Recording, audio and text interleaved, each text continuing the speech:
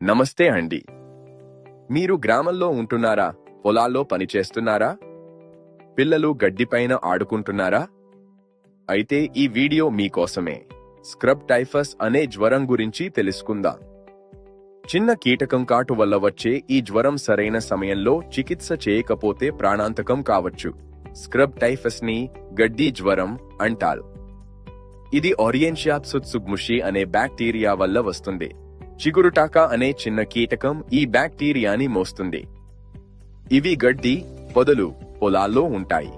ఈ కీటకం మన చర్మాన్ని కొరికినప్పుడు బ్యాక్టీరియా రక్తంలోకి చేరుతుంది. కాటు వేసిన 3 నుంచి 10 రోజుల్లో లక్షణాలు కనిపిస్తాయి. కాటు ఉన్న చోట నల్లటి మచ్చ, ఇది ముఖ్య గుర్తు. అధిక జ్వరం, తలనొప్పి, కండరాల నొప్పి, ఒళ్ళు మీద ఎర్రటి దద్దుర్లు కనిపిస్తాయి. తీవ్రమైతే న్యూమోనియా, మెదడు వాపు, కిడ్నీ ఫెయిల్యూర్ కూడా రావచ్చు. స్క్రబ్ టైఫస్ కి వ్యాక్సిన్ లేదు, కానీ 100% నివారణ సాధ్యమే.